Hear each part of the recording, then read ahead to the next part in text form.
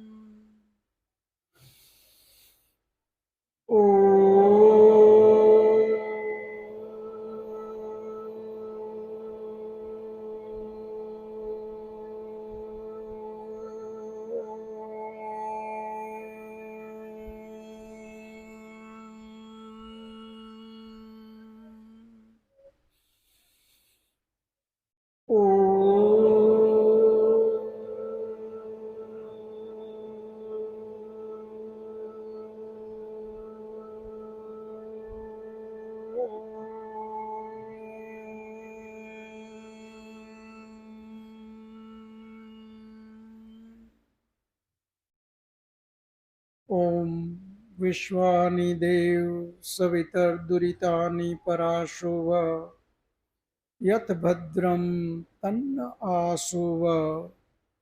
હે પરમ કૃપાળુ પરમાત્મા, હે દયાળુ, તું એવી કૃપા કર મારી અંદર રહેલા દુર્ગુણ દુર્વ્યસન એ બધા જ મારાથી કોશો દૂર થઈ જાય અને જેનાથી મારું કલ્યાણ થાય, જેનાથી મારી આત્મિક ઉન્નતિ થાય એવા સદ્ગુણોથી તું મને ભરી દે. સૃષ્ટિ સંવત 1,96,53,127 વર્ષ, વિક્રમ સંવત 2083, જેઠ વદ તેરસ, દિનાંક 12/7/2026, રવિવાર. ઈશો ઉપનિષદની આ 14મી કક્ષા, ક્રમશઃ આ 95મી કક્ષા, જેમાં આપ સૌ વેદ પ્રેમી ભાઈઓ તથા બહેનોનું હાર્દિક સ્વાગત છે. આપણે 11 કક્ષા પૂર્ણ કરી, આજે 13 કક્ષા પૂર્ણ કરી અને આજે 14મી કક્ષા છે. ઈશો ઉપનિષદના 3 મંત્રોનું આપણે અધ્યયન કર્યું. આજે ચોથા મંત્રનું અધ્યયન કરવાનું છે.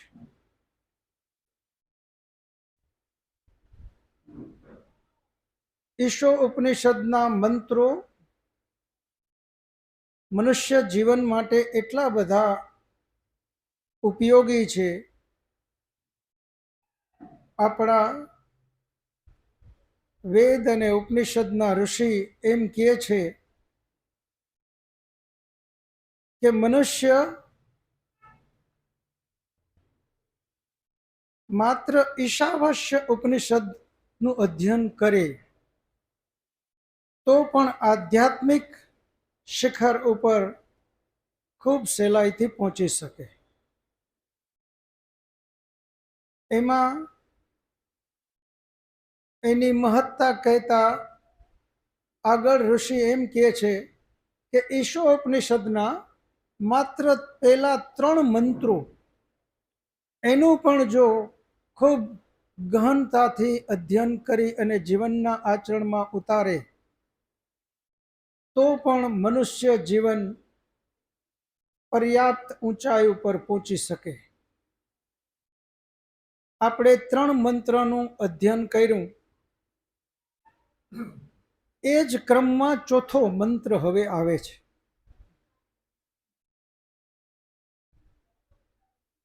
પહેલો મંત્ર આપણે બધા અધ્યયન કરશું તો, ગહેરાઈથી અધ્યયન કરશું તો જીવનના આચરણમાં એ આપોઆપ આવશે અને એને સમજી પણ આપણે શકશું. ઈશોપનિષદનો જે પહેલો મંત્ર છે, ઈશાવાસ્યમ ઇદમ સર્વમ, એ આ ઉપનિષદનો પ્રાણ છે. અને એમ કહેવું અતિશયોક્તિ નહીં લાગે કે એ પેલો મંત્ર જે છે એને જ સમજાવવા માટે બાકીના બધા જ મંત્રો આગળના આવે છે. પેલા જ મંત્રનો જાણે બાકીના બધા જ મંત્રો એના સપોર્ટમાં છે, એને સમજાવવા માટે છે. પેલા મંત્રનો ક્રમશઃ બીજો મંત્ર, બીજા મંત્રનો ક્રમશઃ ત્રીજો મંત્ર, અને એ જ રીતે ત્રીજા મંત્રનો હવે ક્રમશઃ ચોથો મંત્ર છે. અને ચોથો મંત્ર પરમાત્મા વિશેની બધી જ વાત કરે છે. આપણે બધા જ મોટા ભાગના એવું માનીએ છીએ કે આપણી સામે એવું કોઈ પ્રતિકાત્મક કોઈ એક રૂપ હોવું જોઈએ કે જ્યાં આપણે મનને એકાગ્ર કરી શકીએ. પરંતુ ગહેરાઈથી ચિંતન કરશું તો ખ્યાલ આવશે કે જ્યાં ઇન્દ્રિયો દ્વારા જે કાંઈ આપણે જોઈએ છે, ઇન્દ્રિયો દ્વારા જે કાંઈ આપણે અધ્યયન કરીએ છીએ, એ બહુ જ સીમિત માત્રામાં આપણી પાસે આવશે. જ્યાં સુધી એનું ગહેરાઈથી ચિંતન મનન નહીં થાય, આંખ, કાન, નાક, ત્વચા, જીવા, આના દ્વારા જે કંઈ જાણકારી લીધી, વ્યવહારિક જીવનમાં પણ આ પર્યાપ્ત નથી. જ્યારે એનું ગહેરાઈથી ચિંતન મનન કરશું તો જ એના વિશે આપણે બધું જ જ્ઞાન લઈ શકશું. અને આપણા બધાનો જ અનુભવ હશે કે જે નરી આંખે આપણે જોઈએ છીએ, કાન દ્વારા સાંભળીએ છીએ, નાક દ્વારા સૂંઘીએ છીએ, આ પાંચે પાંચ જ્ઞાનેન્દ્રિય અને કર્મેન્દ્રિય, એના દ્વારા જે કાંઈ આપણે જોઈ લીધું એ જોવું માત્ર પર્યાપ્ત નથી. એની અંદર છુપાયેલી જે શક્તિ છે એ અદ્રશ્ય છે. એ જે નરી આંખે દેખાય છે એનાથી એની શક્તિનો માપદંડ કાઢી નહીં શકાય. સામાન્ય રીતે આપણે દિવાળીમાં ફટાકડા જે ફોડીએ છીએ, જે નરી આંખે બોમ્બ દેખાય છે, એ જો નરી આંખે બોમ્બ દેખાણો એટલા પૂરતી જ એની શક્તિ સીમિત સમજી લીધી અને ભૂલથી અગ્નિની બાજુમાં વયા ગયા તો એ વિકરાળ રૂપ લઈ શકે અને આપણને આંખ, હાથ, શરીર દરેક જગ્યાએ એ નુકસાની પહોંચાડી શકે. નરી આંખે જે એમાં દેખાય છે એ શક્તિ એના કરતા, એમાં સૂક્ષ્મ રૂપે પડેલી શક્તિ એના કરતા અનેક ગણી વધારે છે. આ જ રીતે આપણા બધાના જીવનમાં એક અનુભવ હશે. એક નળમાંથી સામાન્ય પાણી એક એક ટીપું લીકેજ હોય, આપણે ગમે એટલી મોંઘામાં મોંઘી ટાઇલ્સ કે માર્બલ કે કોઈ પણ નખાવેલું છે, એ એક એક ટીપું એના ઉપર પડે છે નરી આંખે જે જોઈએ તો એની શક્તિ બિલકુલ ઓછી લાગે કે આની શક્તિ તો કઈ જ નહીં, હવે આ ટીપું પડે એમાં શું ફરક પડે. પરંતુ ધીમે ધીમે એ ટીપું ડ્રોપ પડતું જાય, પડતું જાય, પડતું જાય. અમુક મહિનાઓ થાય તો એ ગમે એટલી મજબૂત ટાઇલ્સ, માર્બલ એમાં ખાડો કરી નાખે. નરી આંખે જે કાંઈ શક્તિ આપણે દેખાય છે એ શક્તિ, એની અંદર રહેલી સૂક્ષ્મ શક્તિઓ જે છે, આ તો આપણો અનુભવ છે, જે આપણે રોજિંદા જીવનમાં અનુભવીએ છીએ કે એક પાણીનું ડ્રોપ.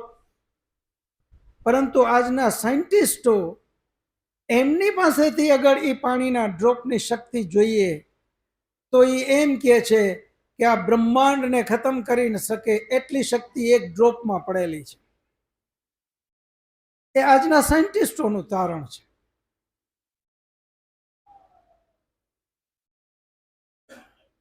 જે કુકરની અંદરમાં પાણી, બહેનોનો રોજનો અનુભવ, એ માત્ર પાણી સમજી કે ભાઈ એમાં તો પાણી અડધું જ ભરેલું છે, અને જો એને અગ્નિ ઉપર રાખી દઈએ અને એનો વાલ ખરાબ હોય, આપણે ઘણી જગ્યાએ જોઈએ છે કે આખા કુકરનો બ્લાસ્ટ કરી નાખે, આટલી શક્તિ એની અંદરમાં પડેલી છે. નરી આંખે જે કાંઈ શક્તિ દેખાય છે એના કરતા એની અંદર છુપાયેલી અદ્રશ્ય સૂક્ષ્મ શક્તિ ખૂબ વધારે શક્તિશાળી હોય છે. આજ આપણા જીવનમાં વેદ અને ઉપનિષદનો ઋષિ આપણને કહે છે કે હે મનુષ્ય,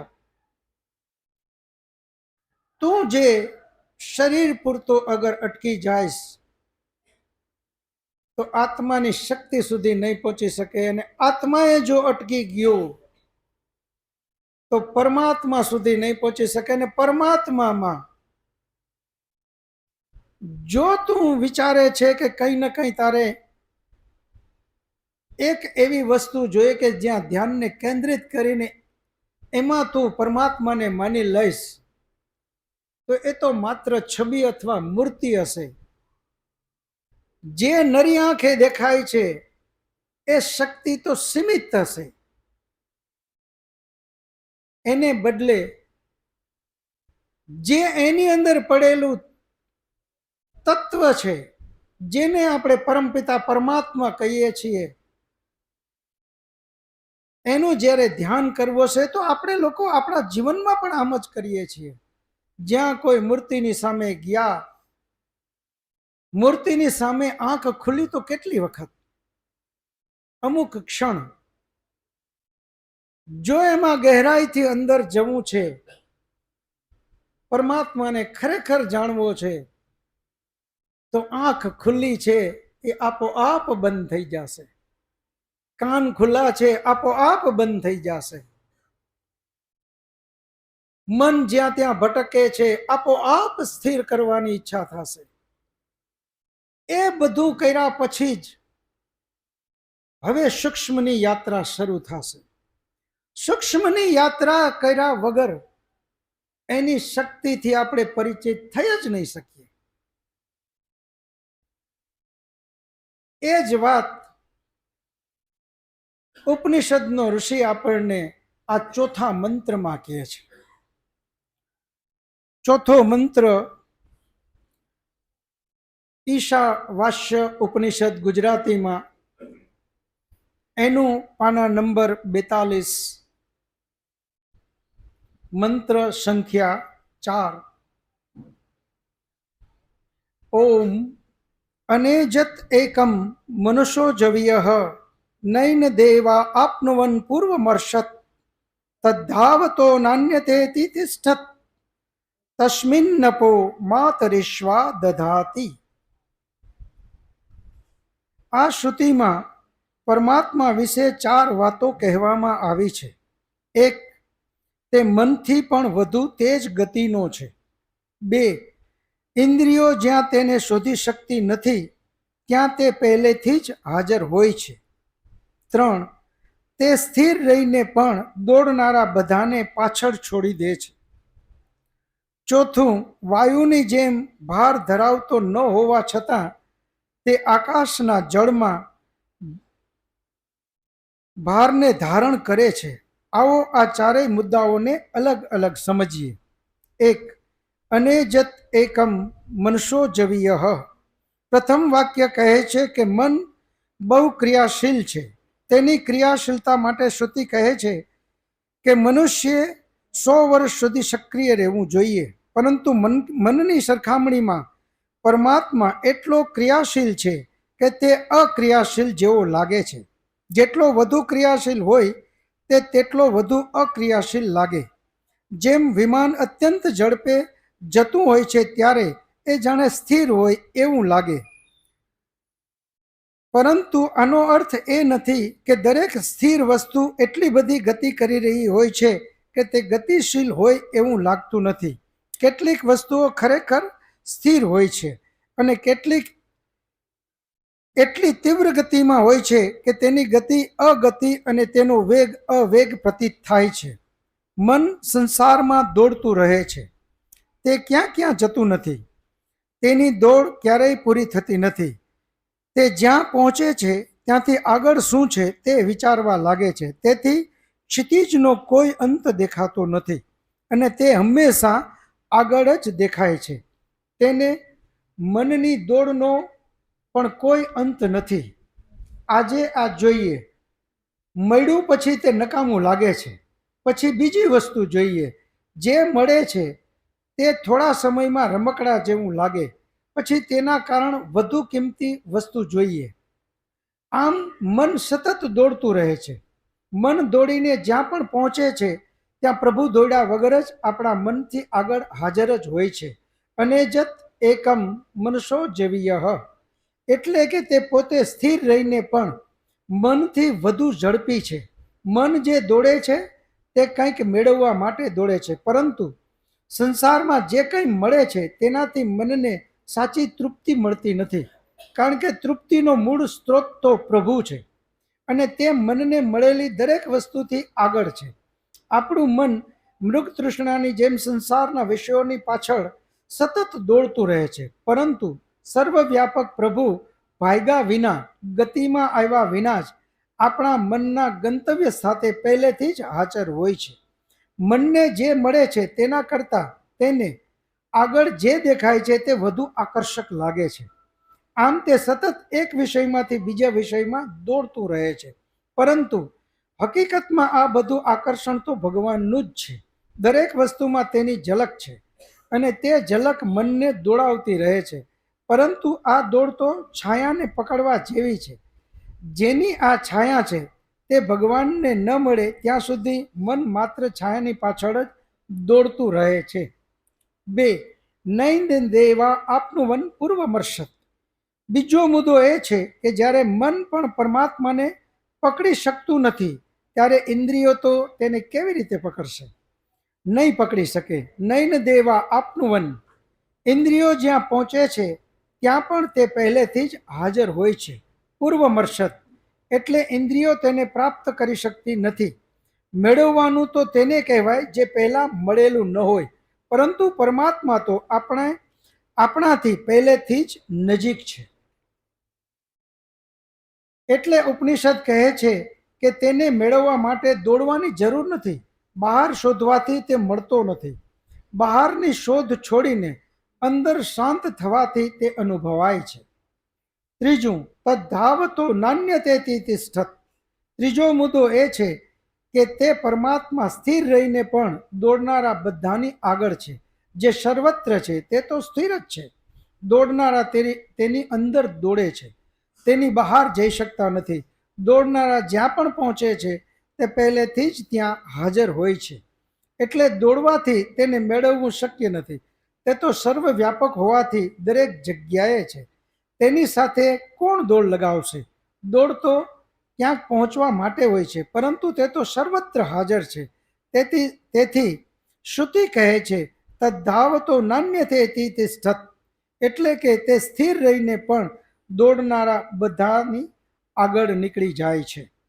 ચોથું, તસ્મિન નપો માતરિશ્વા દધાતી. આ શ્રુતિનું ચોથું વચન છે. આ સમગ્ર શ્રુતિનું વર્ણન જાણે વિરોધાભાસોથી ભરેલું લાગે છે. જે પોતે ચાલ્યા વગર મનથી પણ વધુ ઝડપથી પહોંચે છે. ઇન્દ્રિયોની પહોંચ બહાર હોવા છતાં ઇન્દ્રિયોમાં પહેલેથી જ હાજર છે અને દોડનારાઓ કરતા સ્થિર રહીને પણ આગળ નીકળી જાય છે. એવા પ્રભુમાં એક વધુ અદ્ભુત વાત છે. તે એટલો સૂક્ષ્મ અને ભાર રહિત છે કે પવન પણ તેની સામે શું ગણાય. છતાં જગતમાં જેટલું જળ વરસે છે તેના કારણે નદીઓ ઉફાને ચડે છે, સમુદ્ર ભરાઈ જાય છે. આ બધી અપરિમિત જળ સમૂહને તે હવામાં, પવનમાં જાણે ટકાવી રાખે છે. હવા જેવી હળવી વસ્તુ સમુદ્રોના ભારને વહન કરે છે. આ તેનો ચમત્કાર નથી તો શું છે? કેટલાક ટીકાકારોએ અપહનો અર્થ કર્મ અને માતરિશ્વાનો અર્થ જીવ કર્યો છે. તેમના મત મુજબ એ જ પ્રભુના નિયમથી જીવાત્મા કર્મ કરે છે, પરંતુ શ્રુતિમાં આવેલા અનેજત, આપનુવત, ધાવતઃ, તિષ્ઠત જેવા શબ્દોને જોતા અપહ દધાતીનો અર્થ જળોને ધારણ કરે છે એ વધુ યોગ્ય લાગે છે. અહીંયા ચોથા મંત્રમાં પરમાત્મા વિશે મંત્રમાં જ એટલા વિરોધાભાસ વાતો કરી છે અને એ વિરોધાભાસ દ્વારા પરમાત્માનું જ્ઞાન ઉપનિષદનો ઋષિ આપણને આપે છે. અનેજત એકમ, એજત એટલે ગતિમાન, અનેજત એટલે જે ક્યારેય ગતિ કરતો જ નથી અને એક જ છે. અનેજત એકમ, જે ક્યારેય ગતિ જ કરતો નથી અને એક જ છે એવો પરમાત્મા. એ કોણ? મનુષ્યોજવીય. આપણે બધા જ જાણીએ છીએ કે સૌથી ઝડપમાં ઝડપી કોઈ ગતિમાં ગતિ કોઈ વસ્તુ હોય તો પ્રકાશ, એનાથી કોઈ વધુ ગતિ હોય તો આપણે મનની ગતિ કહીએ છીએ. એક સેકન્ડમાં ઇંગ્લેન્ડ, એક સેકન્ડના ક્ષણના અમુક ભાગમાં અમેરિકા, મનથી કોઈ ગતિવાળું છે જ નહીં. મનુષ્યોજવીય. હવે આટલી બધી ગતિ હોવા છતાં મનની, એ મન જ્યાં પહોંચે છે, વાત વિરોધાભાસ એ છે અનેજત, જે ગતિમાન નથી, પરમાત્મા ગતિ કરતો જ નથી, છતાં મનની આટલી તીવ્ર ગતિ હોવા છતાં મન જ્યાં પહોંચે ત્યાં ઈશ્વર પેલા એની પેલા પહોંચી જાય છે. ઈશ્વર પેલા જ ત્યાં પહોંચી જાય છે, ગતિ કરતો નથી. મન આટલું તીવ્ર ગતિમાન, છતાં પરમાત્મા ગતિ કર્યા વગરે એની પેલા ત્યાં પહોંચી જાય છે. અનેજત એકમ મનુષ્યોજવીય. અને પછી વાત કરી નયન દેવા આપનું વન પૂર્વમર્શ. નયન દેવા, જ્યાં આપણા નેત્રો, આંખ ખુલે ને જ્યાં પહોંચે પરમાત્મા વગર ગતિએ પેલાથી જ ત્યાં બેઠેલો છે. નયન દેવા આપનું વન પૂર્વમર્શ, પહેલેથી જ એ ત્યાં બેઠેલો છે. તદ્ધાવતો નાન્યતેતિ તિષ્ઠત. એવો એ પરમાત્મા કેવા સખત દોડનારા ગમે એટલા હોય, ગમે એટલા તદ્ધાવતો દોડનારા લોકો, એ ગમે એટલી ગતિ કરીને પણ ત્યાં પહોંચવાનો પ્રયત્ન કરે, તદ્ધાવતો નાન્યતેતિ તિષ્ઠત. એની પહેલા જ એ સ્થિર રહેતા હોવા છતાં ત્યાં બેઠેલો છે. તસ્મિન નપો માતરિશ્વા દધાતિ. હે મનુષ્ય, એની શક્તિ તો જુઓ. અત્યારે આ ચોમાસું છે, આપણે તો અહીંયા એટલો વરસાદ નથી, પરંતુ જ્યાં પડ્યો છે ત્યાં વિચાર તો કરીએ આપણે. નદી દરિયો બનીને જાણે હાલતી થઈ. જે આટલો વજન, એની વ્યવસ્થા તો જુઓ, એની શક્તિ તો જુઓ, કે આ દરિયો એને રાખ્યો ક્યાં? જે હવા એની અંદરમાં એ આખે આખો માતરિશ્વા દધાતિ. એ દરિયાનું પાણી, જે દરિયો આપણે અહીંયા દેખાય છે, એવો જ એક મોટો દરિયો એને અંતરિક્ષમાં રાખીને બેઠો છે, અને ધારે ત્યારે એ આપણા ધરતી ઉપર મોકલે. આ એની શક્તિ પરમાત્માની. પરમાત્મા વિશે ઉપનિષદની અંદરમાં ખૂબ ગહેરાઈથી આપણને વાત કરે છે કે હે મનુષ્ય, તું માત્ર એક જગ્યાએ પરમાત્માને નક્કી ન કરી લે. પરમાત્મા અનંત છે. અને જત એકમ મનુષ્યો જવીય, એનો મતલબ જ એ છે કે જ્યાં મનની ગતિ કરતા તીવ્ર ગતિથી એ પહોંચે. એનો અર્થ જ એ કે પોતે પહેલેથી જ ત્યાં બેઠેલો છે. એ સર્વત્ર છે. આ મંત્ર એમ કહેવા માંગે છે કે પરમાત્માને જવાની તો એને જરૂર પડે છે કે આપણે અહીંયા છીએ, એક દેશી છીએ, એટલે આપણને અહીંયાથી નીકળીને બીજી જગ્યાએ પહોંચવા માટેની ગતિ જોશે. જ્યારે જે પહેલેથી જ સર્વત્ર છે, પૂરા બ્રહ્માંડમાં વસેલો છે, તો એના વગર તો કોઈ સ્થાન ખાલી જ નથી. જેના વગર કોઈ સ્થાન જ ખાલી નથી, તો આપણે હરિદ્વાર વાળા દ્વારકા ધક્કો ખાય અને દ્વારકા વાળા હરિદ્વાર ધક્કો ખાય ગોતીએ છીએ. જ્યાં જો ત્યાં રોડ રસ્તા ઠાસ ભરેલા છે. કોઈ કાશીમાં જઈને ગોતે, કોઈ મથુરામાં જઈને ગોતે, કોઈ દ્વારકામાં જઈને ગોતે, કોઈ રામલલા પાસે જઈ અને ગોતે. ઉપનિષદનો મંત્ર કહે છે અને જત એકમ મનુષ્યો જવીય.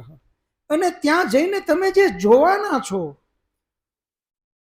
ચિંતન મનન, આના માટેનો આપણો ઉપનિષદનો ઋષિ કહે છે કે તું આંખે જે કાંઈ જોવે છે એના માટે તું ત્યાં જવાનો છો. આંખની તો મર્યાદા છે. આંખે તું જે કાંઈ જોઈશ એનાથી તું પરમાત્માને ક્યારેય પ્રાપ્ત નહીં કરી શકે. પરમાત્મા તો સૂક્ષ્મ છે. જે બોમ્બની અંદર રહેલી આપણી જ નાખેલી શક્તિને પણ આપણે જોઈ નથી શકતા. નરી આંખે જોવાનો, એમાં પ્રયત્ન કરવો એ પણ ફોકટ થશે. તો આ તો પરમાત્મા છે. પરમાત્મા માટે જ્યાં ત્યાં દોડવાથી, ધક્કા ખાવાથી, ઉપનિષદનો ઋષિ એટલે જ કહે છે નયન દેવા આપનું અનપૂર્વ વર્ષ. આ આંખ દ્વારા, આ કાન દ્વારા, આ જીવા દ્વારા, આ ત્વચા દ્વારા, અને કોઈ દિવસ પ્રાપ્ત નહીં કરી શકાય, કારણ કે એ એનાથી પર છે. એનાથી તો વ્યવહારિક જીવનની સૂક્ષ્મ શક્તિને પ્રાપ્ત નથી કરી શકાતી. એક પેટ્રોલને જો પેટ્રોલ જ સમજી બેઠા, આંખેથી તો એ પ્રવાહિત છે, પાણી છે. ક્યાંય આગ લાગે અને સીધો પેટ્રોલનો કેરબો ઠાલવે તો નરી આંખે તો એ પાણી જ દેખાય છે. એની અંદરમાં રહેલી સૂક્ષ્મ શક્તિને પણ આપણે નથી જોઈ શકતા. તો આ તો પરમાત્માની વાત છે. પરમાત્મા માટે વેદ અને ઉપનિષદનો ઋષિ કહે છે કે હે મનુષ્ય, તારે આંખ, કાન, નાક, જીભા, ત્વચા અને ત્યાં સુધી મન બધાને લોપ કરવા પડશે, બંધ કરવા પડશે, અને તો જ તું પરમાત્માને પ્રાપ્ત કરી શકીશ. પરમાત્માને પ્રાપ્ત કરવા માટે આપણે બધા જ હવે તો નવો ક્રેઝ કેવડો મોટો ચાલુ થયો છે. જ્યાં રસ્તા જોવો શનિવારની સાંજ પેદલ ચાલવા વાળા એટલા બધા હોય છે કે રોડ આખા ટ્રાફિક વાળા હવે કાળજી લેવી પડે. આનું મુખ્ય કારણ શું છે? પરમાત્માને ઓળખવામાં ક્યાંક ભૂલ કરીએ છીએ. પરમાત્માને ઓળખવામાં તો આપણા જ્ઞાનની ઇન્દ્રિયોને ખોલવી પડશે, અને એટલે જ આપણો વેદ અને ઉપનિષદનો ઋષિ કહે છે જ્ઞાનેન મુક્તિ. મોક્ષ યાની પરમાત્માને પ્રાપ્ત કરવો હોય તો એક જ માત્ર રસ્તો છે, અને એ છે જ્ઞાન. જ્યાં આવા જ્ઞાનની કક્ષાઓ ચાલે છે ત્યાં બધું જ છોડી મનને પૂર્ણ એકાગ્ર કરી અને જ્ઞાન દ્વારા પરમાત્માનું ખૂબ ગહન ચિંતન કરીએ. જ્યારે જ્યારે પરમાત્માને અલગ અલગ જગ્યાઓમાં આપણે મૂકીએ, ચિંતન માત્ર એટલું કરીએ કે જો ખરેખર એ સત્ય જ હોય તો મારે આંખ બંધ કરવાની શું જરૂર છે? જો ખરેખર આંખ દ્વારા જે હું છબી અથવા મૂર્તિને જોઉં છું એમાં જ મારું કલ્યાણ હોય તો ન આંખ બંધ કરવાની જરૂર હોવી જોઈએ, ન કાન બંધ કરવાની જરૂર હોવી જોઈએ, ન મનને રોકવાની જરૂર હોવી જોઈએ. કારણ કે એ તો એ ઇન્દ્રિયો દ્વારા જ બધું અનુભવાય છે. જે કામ આંખ કરી શકે એ કામ કાન નથી કરી શકતો. કાન દ્વારા ક્યારેય જોઈ ન શકાય, એમ આંખ દ્વારા ક્યારેય સાંભળી ન શકાય. એ ઇન્દ્રિયોનું એક નિશ્ચિત કાર્ય છે. જેમ આંખ દ્વારા માત્ર જોઈ શકાય, કાન દ્વારા માત્ર સાંભળી શકાય, આ જ ચિંતન આપણે પરમાત્મા માટે કરીએ. આપણા બધા જ ઋષિ, બધા જ વિદ્વાનો એક જ વાત ઉપર સહમત થાય છે, પરમાત્મા આંખનો વિષય નથી, પરમાત્મા કાનનો વિષય નથી, પરમાત્મા ત્વચાનો વિષય નથી. જેનો જે વિષય જ નથી તો એના દ્વારા આપણે એની પ્રાપ્તિ કઈ રીતે કરી શકીએ? વ્યવહારિક જીવનને પણ આ જ રીતે બરાબર વિચારીએ કે મારે કંઈક સાંભળવું છે, કાન જોશે જ. ત્યાં હું સ્પર્શ કરીને સાંભળી નહીં શકું, કારણ કે સાંભળવા માટેની તો કાન ઇન્દ્રિય છે, કાન એનું સાધન છે, જોવા માટે આંખ એનું સાધન છે. હવે જ્યાં એ સાધન કામ જ નથી આવવાનું, આ કેવું ગરમ છે, એના માટે કાન ત્યાં બાજુમાં લઈ જાય, હા અડે અને ધગે તો ખ્યાલ આવે, પરંતુ કાન દ્વારા એ ખબર નહીં પડે કે એ કેટલું ગરમ છે, કારણ કે એનો એ વિષય નથી. એ જ દ્રષ્ટિએ સ્વયં પરમાત્માની વાતને આપણે લઈએ. પરમાત્મા આંખનો વિષય નથી, પરમાત્મા કાનનો વિષય નથી, પરમાત્મા જે કાંઈ આપણી ઇન્દ્રિયો છે એના વિષયથી બારે છે. હવે જેનો એ વિષય જ નથી, તો એ વિષય કોનો? તો વિષય એ છે માત્ર આત્મા અને પરમાત્માનો. આ બધા જ એના સાધન છે. ઉપનિષદનો ઋષિ એ કહે છે કે આના દ્વારા એને મેળવી ન શકાવાનો મતલબ, જે એનો ગુઢાર્થ છે એને સમજીએ. એનો અર્થ એવો ક્યારેય નથી કે આ સાધન બધા જ નકામા. શરૂઆત તો ત્યાંથી જ કરવી પડશે. કાન દ્વારા જ્ઞાન લેવું હશે તો કાન જોશે, જ્ઞાન લેવું હશે તો આંખ જોશે. જે આપણા મહાન ઋષિ સૂત્ર કહે છે, જ્ઞાનેન મુક્તિ, પરમાત્માને મેળવવા માટે જ્ઞાન જોઈએ. તો એ જ્ઞાન કોના દ્વારા લેશું આપણે? એ આ બધી જ જ્ઞાનેન્દ્રિય અને કર્મેન્દ્રિય એમના દ્વારા જ આપણે જ્ઞાન લઈ શકશું. પરંતુ એને સાધ્ય ન માની બેસીએ. એ સાધન છે. આપણે જે સાધ્ય છે એ પરમાત્મા છે. તો પરમાત્મા સુધી પહોંચવા માટે આ બધા જ સાધનનો સદુપયોગ કરી અને આપણે ત્યાં પહોંચીએ. પેલો મંત્ર ઉપનિષદનો પ્રાણ છે.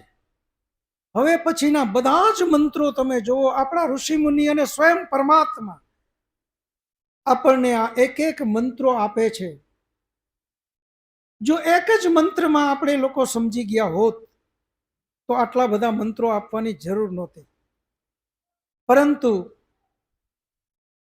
વિદ્વાનને ખબર છે, ઋષિને ખબર છે કે આ એક વાત સમજાવવા માટે આને અનેક મંત્ર આપવા પડશે. તો પેલો મંત્ર એ ઉપનિષદનો પ્રાણ છે. એને જ સમજાવવા માટે આ ચોથો મંત્ર, અનેજત એકમ મનુષો જવીય નૈન દેવા આપનુવન પૂર્વમર્ષત તદ્ધાવતો નાન્યતેતિ તિષ્ઠત તસ્મિન્નપો માતરિશ્વા દધાતિ.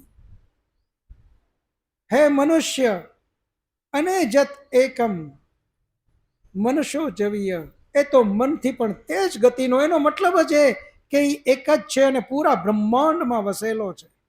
એને તું એક જગ્યાએ એક દેશી બનાવવાનો પ્રયત્ન ન કર. એ પૂરા બ્રહ્માંડમાં વસેલો છે.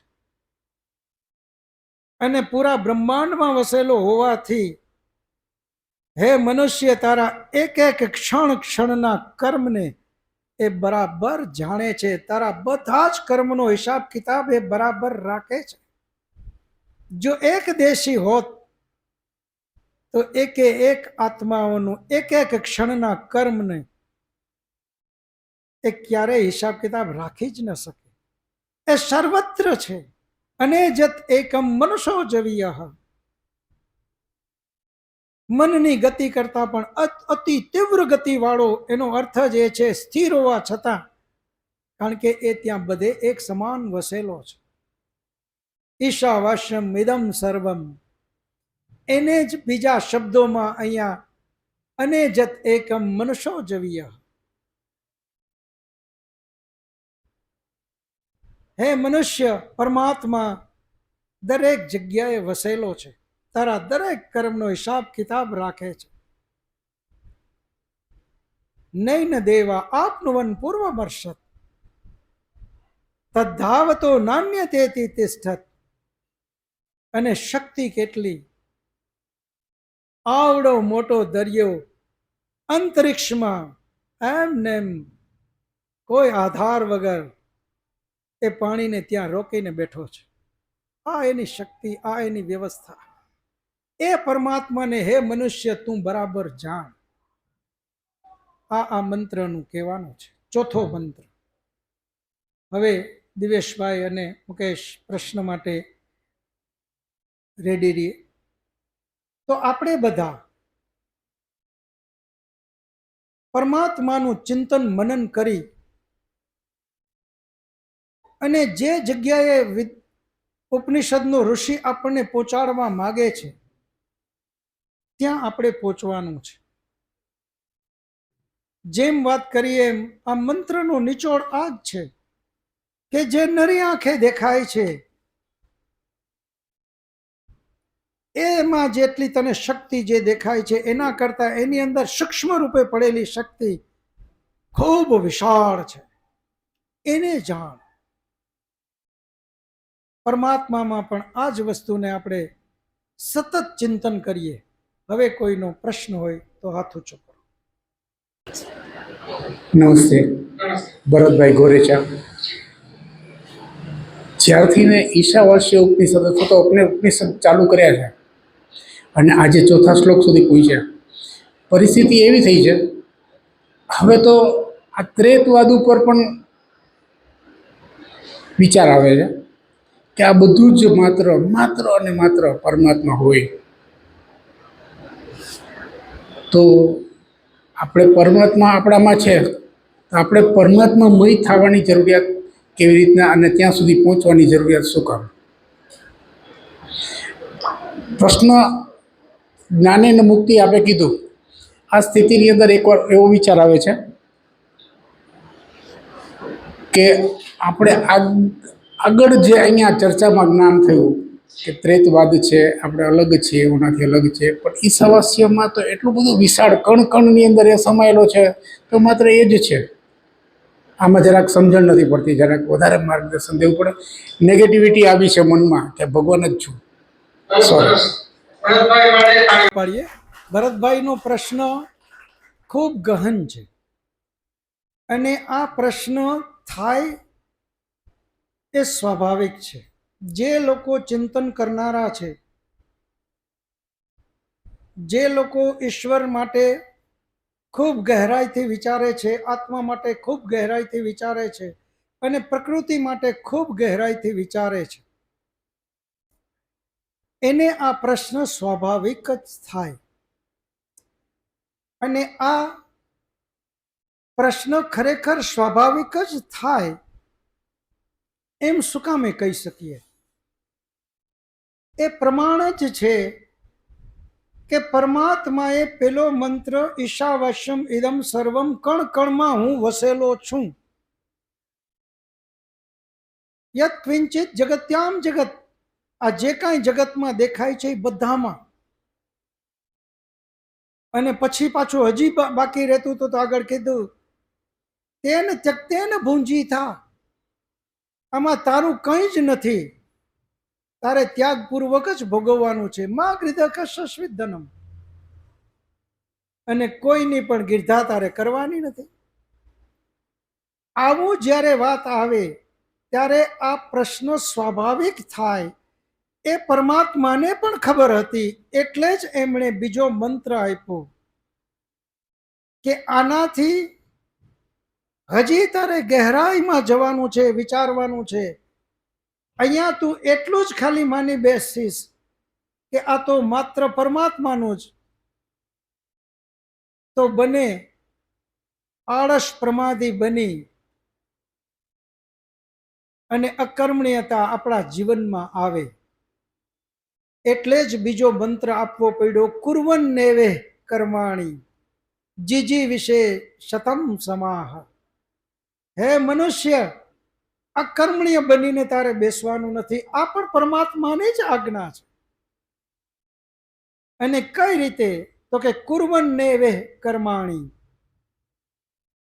જીજી વિશે શતમ સમાહ, 100 વર્ષ સુધી જીવવાની કામના તારે કરવાની છે.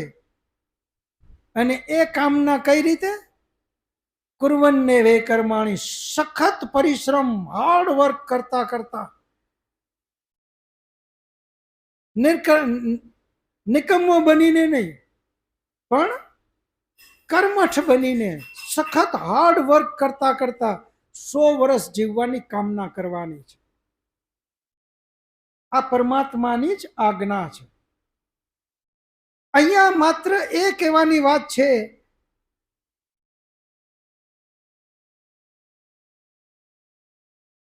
જે લોખંડનો તાર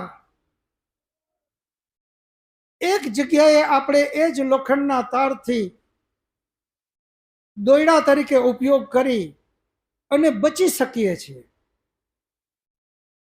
હવે એ વાત મગજમાં એવી બેસાડી દેવામાં આવે કે જ્યાં લોખંડનો તાર હોય એ બધા જ આપણા જીવન માટે ખૂબ ઉપયોગી, અને એ લોખંડનો તાર આપણે બચાવવા માટે જ.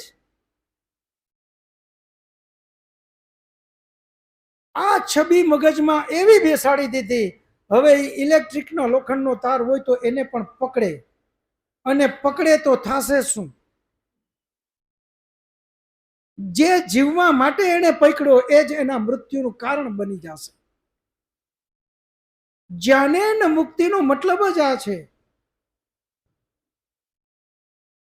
કે હે મનુષ્ય, અને આજના સંદર્ભમાં તો ખાસ, જ્યારથી આપણે પરમાત્માની શક્તિને ભૂલ્યા, જ્યારથી પરમાત્માને ભૂલ્યા, અધ્યયનો બંધ થયા, વેદ ઉપનિષદના વાતો ઘર ઘરની અંદરમાં અધ્યયન થતું એ બંધ થયું, અને પરિણામે થોડી ઘણી કંઈક વાત એવી આવી, તરત જ ચમત્કાર સમજે અને એને જ પરમાત્મા સમજી બેઠો. ઉપનિષદનો ઋષિ લાલ લાઈટ એના માટે બતાવે છે કે હે મનુષ્ય, પરમાત્મા અને આમાં ભેદને જાણ. આમ કરી અને હાથમાંથી ગલાલ કંકુ અબીલ કાઢે અને પગે લાગવાની લાઈન લાગે છે. શું કામે? કારણ કે એને પરમાત્માની શક્તિની ખબર નથી, અને પરિણામે એમના જીવનની દુર્દશા થાય છે. આપણે લોકો વેદ અધ્યયન કરનારા વ્યક્તિએ તો આટલું ચિંતન કરવું છે કે હું જે પરમાત્મા જેને કહું છું, ખરેખર એ પરમાત્મા કોણ? એની શક્તિ શું? જે અબીલ ગલાલ કંકુ ચોખા અગ્નિ જે કાંઈ નીકળે છે એ શું? એ પરમાત્મા. પરમાત્માએ જે ત્રણ તત્વને નિત્ય કીધા, એમાંની એક જળ વસ્તુ સત્વ રજ અને તમ, એમાંથી આ બધું જ બનેલું છે, જેને પરમાત્મા સાથે કોઈ કનેક્શન નથી, કોઈ લેવા દેવા નથી. પરમાત્માની તો વ્યવસ્થાથી એ બધું બને છે. જેમ એક સાયન્ટિસ્ટ ન્યુક્લિયર બોમ્બ બનાવે છે, એ ન્યુક્લિયર બોમ્બને એ સાયન્ટિસ્ટને ડાયરેક્ટ કોઈ કનેક્શન જ નથી, એ તો એનો બનાવનારો છે. હવે એ બોમ્બ જેના હાથમાં આવશે એનો એ ઉપયોગ કરશે, એનો સદુપયોગ થશે, દુરુપયોગ થશે. એને સાયન્ટિસ્ટ સાથે કોઈ લેવા દેવા નથી. આ જ વસ્તુ પરમાત્મા માટે સત્વ રજ અને તમનું મિશ્રણ કરી મહતત્વ બનાવ્યું, અહંકાર બનાવ્યો, 5 તન્માત્રા, જ્ઞાનેન્દ્રિય, કર્મેન્દ્રિય, મન, 5 મહાભૂત, અને એમાંથી આ બધું જ એનો બનાવનારો એ પરમાત્મા છે. બનાવનારો હંમેશા બનેલી વસ્તુ કરતા ઉપર હોય. એ જે વસ્તુને આપણે પરમાત્મા ન ગણી લઈએ, એના માટે આ બધું અધ્યયન છે. આત્મા નીકળ્યો છે પરમાત્માને ગોતવા,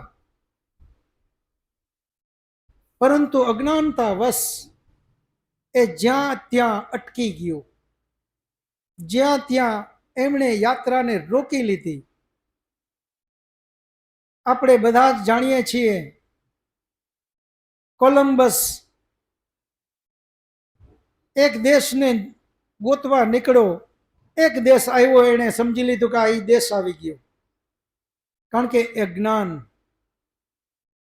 આ જ વસ્તુ આપણા જીવનમાં પરમાત્મા માટે અજ્ઞાનતા વશ આપણે કરીએ છીએ. જ્યાં પરમાત્માને ગોતવાની વાત છે, કારણ એને ગોતવું શું કામે? તો આત્મા હંમેશા આનંદ આનંદ અને આનંદ માંગે છે. આત્માની વૃત્તિ જ, આત્માનો ગુણ એ સત્ય તરફ અને આનંદ તરફ જવાનો છે. એને આનંદ જોઈએ છે, અને આનંદ માત્ર પરમાત્મા દ્વારા મોક્ષમાં એને મળે છે. એટલા માટે એની યાત્રા એ તરફ જાય છે. પરંતુ એ તો અંતિમ લક્ષ્ય છે. મેં જેમ હમણાં જ વાત કરી એમ, આપણે આ જ્ઞાનેન્દ્રિય અને કર્મેન્દ્રિય અને વ્યવહાર આ બધાને ખૂબ પવિત્ર બનાવવું પડશે, ત્યારે આપણે એની યાત્રામાં આગળ વધી શકશું. પરમાત્મા તો અંતિમ ધ્યેય છે, લક્ષ્ય છે. સીધો પરમાત્મા મળી શકતો નથી. આપણે બધા જ જાણીએ છીએ કે પરીક્ષાઓ જેટલી વધારે હાર્ડ હોય એટલું જ એની કક્ષા ખૂબ ખૂબ ઉપર જાય. તો આપણા જીવનનું અંતિમ લક્ષ્ય મોક્ષ છે, તો એ પરીક્ષા સામાન્ય વ્યક્તિ ના આપી શકે. એના માટે તો દયાનંદ જેવો કોઈ મહર્ષિ જ હોઈ શકે. અને એ કક્ષાએ આપણે બધાએ પહોંચવાનું છે. અને એ પહોંચવા માટે પ્રકૃતિને બરાબર જાણીએ. આપણે બધા જ જાણીએ છીએ સૂર્ય, એને પરમાત્મા ગણ્યા. સૂર્ય એક શક્તિ છે, એનર્જી છે, ધગધગતો ગોળો છે. એનો બનાવનારો એ પરમાત્મા છે. જેમ એક સાયન્ટિસ્ટ અણુ બોમ્બ બનાવી દે, અને અણુ બોમ્બને અગર આપણે પરમાત્મા માની બેસશું તો થશે શું? પરમાત્મા સુધી આપણે નહીં પહોંચીએ. ત્યાં આપણી યાત્રા રોકાઈ જશે. આ જ વસ્તુ દરેક જગ્યાએ લગાવવાની છે. જ્ઞાનેન મુક્તિ, જ્ઞાન દ્વારા પ્રકૃતિને જાણીએ, પ્રકૃતિની એક એક વાતને સમજીએ. જો આ જરૂરી ન હોત તો સાંખ્યકાર આપણને પ્રકૃતિ વિશે આટલી સૂક્ષ્મતાથી વાતો ન કરત. ઉપનિષદનો ઋષિ આટલી સૂક્ષ્મતાથી વાતો ન કરત. એની અતિ જરૂરત છે. એ જાણે છે કે આના વગર આત્માની યાત્રા અધૂરી છે. પેલા પ્રકૃતિને બરાબર સમજે, કારણ કે એનો તો ઉપયોગ કરવાનો છે એના જીવનમાં. સૂર્યનો ઉપયોગ કરવાનો છે એના જીવનમાં ઉન્નતિ માટે. એના વગર ઉન્નતિ શક્ય નથી. એ બધી જ શક્તિનો ઉપયોગ કરે અને ધ્યાન રહે છે પરમાત્મામાં. અત્યાચાર ક્યારેય ન કરે, અન્યાય ક્યારેય ન કરે. પેલાનો ઋષિ મહાન સાયન્ટિસ્ટ હતા, પરંતુ એ ઋષિ એટલે કહેવાના કારણ કે એમના કેન્દ્રમાં પરમાત્મા હતો. એનું દરેક વાત પરમાત્મામાં જઈ અને રોકાતી હતી. પરોપકારી હતા, જીવનના આચરણમાં હતું. પરમાત્માને પણ બરાબર સમજીએ, આત્માને પણ બરાબર સમજીએ, અને પ્રકૃતિને પણ બરાબર સમજી અને જીવનમાં આગળ આગળ જઈએ. જ્યાં જ્યાં આવા પ્રશ્ન આવવા જ જોઈએ. પ્રશ્ન આવે તો જ આનો પ્રગતિ માટેનો, આત્મિક ઉન્નતિ માટેનો રસ્તો ખુલે. જેને જેને આવી જિજ્ઞાસા છે બહુ જલ્દી ત્યાં પહોંચશે. પરંતુ જિજ્ઞાસાને હજી આગળ લઈ જાઓ, હજી આગળ લઈ જાઓ. વારે વારે વારે વારે ઉપનિષદ પ્રકાશ આપણા હાથમાં છે, એનું વાંચન કરીએ, ચિંતન મનન કરીએ, આવી કક્ષાઓને વારે વારે સાંભળીએ અને એમાંથી એનું સમાધાન કાઢીએ. આગળ આગળ પ્રશ્નો પણ આપણે કરતા જઈએ. હવે કોઈ પ્રશ્ન? જી નમસ્તે, હું ડૉક્ટર શૈલેષ કુમાર. જે પ્રમાણે આપણે અત્યારે હાલ જ વાત કરી તમે કે પરમાત્મા અન્યાય ના કરી શકે, અત્યાચાર ના કરી શકે, તો આજના એક પરિપ્રેક્ષમાં અને જે રીતે આપણા આર્ય સમાજના 10 નિયમોમાંથી એક નિયમ છે કે પરમાત્મા સર્વવ્યાપક છે અને ન્યાયકારી છે. તો અત્યારે જે ભૌતિક અત્યારે વર્તમાન પરિસ્થિતિને ધ્યાનમાં રાખીને મને એક મનમાં પ્રશ્ન ઉઠ્યો છે કે સુરત, મુંબઈ જેવા શહેરોમાં અત્યારે બહુ ભયંકર વરસાદ છે, પૂરની એવી પરિસ્થિતિ છે કે જ્યાં ઘણી જાનમાલની હાનિ થઈ છે. અને એ જ બીજી બાજુ આપણા ભારતના અને ગુજરાતના ઘણા એવા જિલ્લાઓ છે, રાજ્યો છે જ્યાં ખેડૂત વરસાદની કાગડોળે રાહ દેખીને બેઠો છે. તો શું અહીંયા પરમાત્માને ન્યાયકારી કહેવું એ તાર્કિક છે? તો જો આ વાત તાર્કિક હોય તો એના ઉપર જરા પ્રકાશ પાડવા વિનંતી. સરસ ડોક્ટર શૈલેષભાઈ માટે તાળીઓ. ડૉક્ટર સાહેબનો પ્રશ્ન એ છે કે મુંબઈ એવા અનેક સ્થળ એવા છે, સુરત, કે જ્યાં ખૂબ વરસાદ વધારે પડ્યો અને જ્યાં લોકો એ વરસાદના પાણીના હિસાબે ઘણા મૃત્યુ થયા. જ્યારે અમુક જગ્યા એવી છે કે જ્યાં વરસાદ બિલકુલ ઓછો છે, જ્યાં વરસાદની જરૂર છે. તો પરમાત્મા અગર ન્યાયકારી હોય તો બધે એક સરખો ન સરસ વરસાદ પાડે અને જ્યાં વધારે થવાનો છે ત્યાંથી થોડોક નથી થવાનો ત્યાં મોકલી દઈએ, એટલે બધે એક સરસ મજાની વ્યવસ્થા રહે. તો હવે અહીંયા આ પ્રશ્ન મજાકની દ્રષ્ટિએ હું લઉં છું કે પરમાત્મા ન્યાયકારી આપણે તો એને ગણીએ કે એ આપણને ક્યારેય દુખી જ ના કરે, તો એ ન્યાયકારી ગણાય. બાકી દુખી કરે તો એને ન્યાયકારી કેમ કહેવું? તો અહીંયા આપણે આ વાતને એક તો બરાબર સમજી લઈએ. જે મર્ડર કર્યું છે એક વ્યક્તિએ, પાપાચારી છે, એણે એક નિર્દોષ માણસને મારી નાખ્યો. એ પાપાચારીને પકડી અને એને પોલીસ કોર્ટમાં લઈ ગયા અને ત્યાં ન્યાયાધીશ પાસે આપણે શું અપેક્ષા કરશું? એ જેણે માર્યો છે એને દુખી કરે એ ન્યાય છે કે એને આનંદમાં રાખે એ ન્યાય છે? તમારો બધાનો મત શું કહે? એ વ્યક્તિને દુખી કરવો એ ન્યાય છે કે એ વ્યક્તિને છોડી દેવો ન્યાય છે?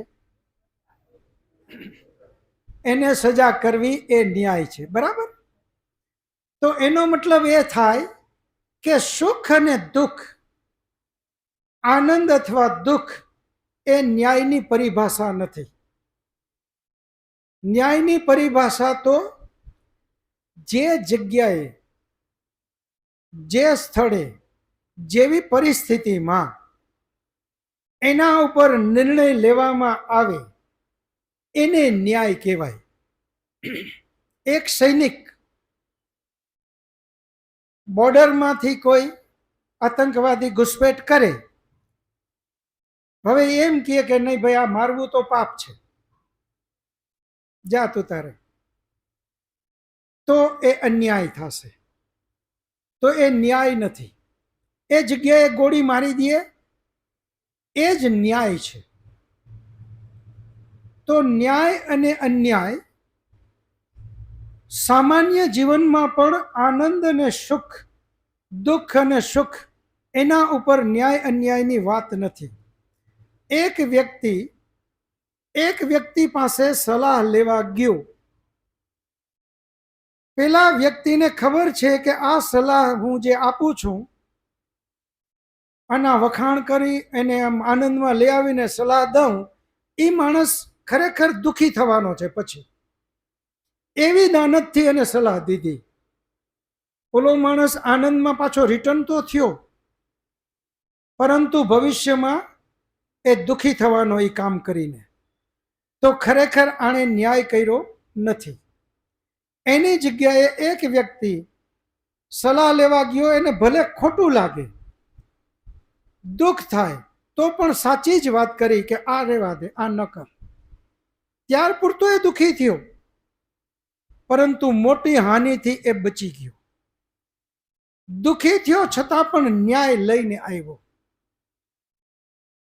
તો સુખ અને દુઃખ એ ન્યાયની પરિભાષા નથી. આ એક.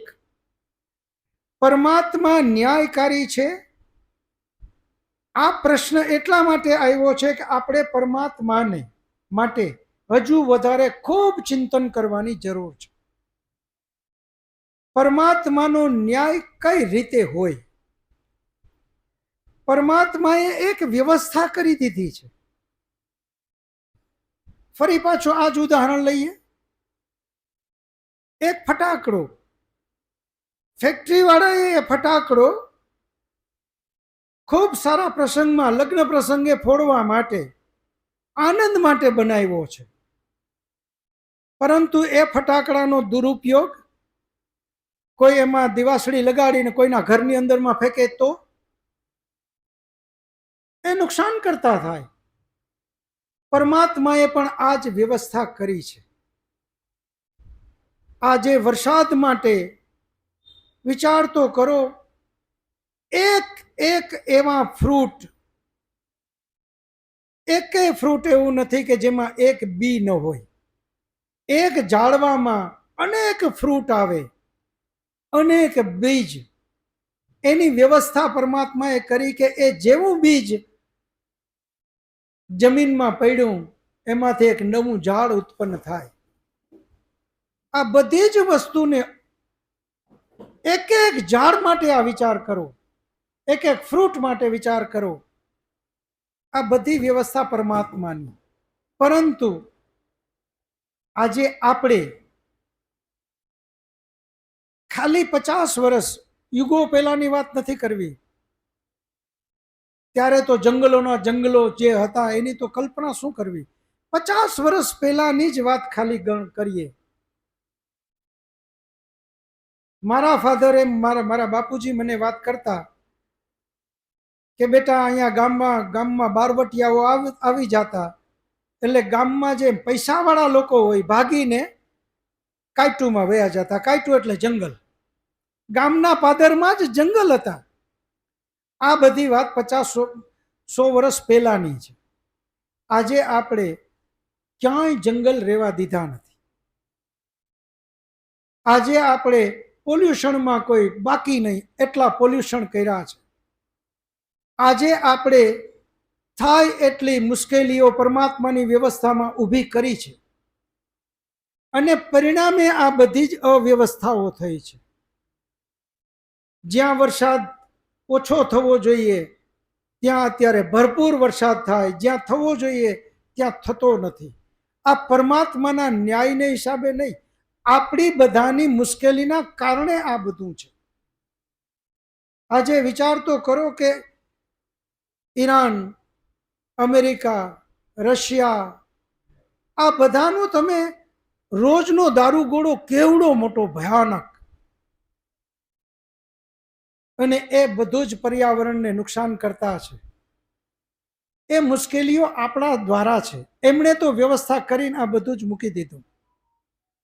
એક ઉદાહરણથી સમય પૂર્ણ થાય એટલે કે એક વ્યવસ્થાપકે જે દરવાજો બનાવ્યો ઓટોમેટિક, વ્યક્તિ ત્યાં જાય, ખુલી જાય, વયો જાય એટલે બંધ થઈ જાય.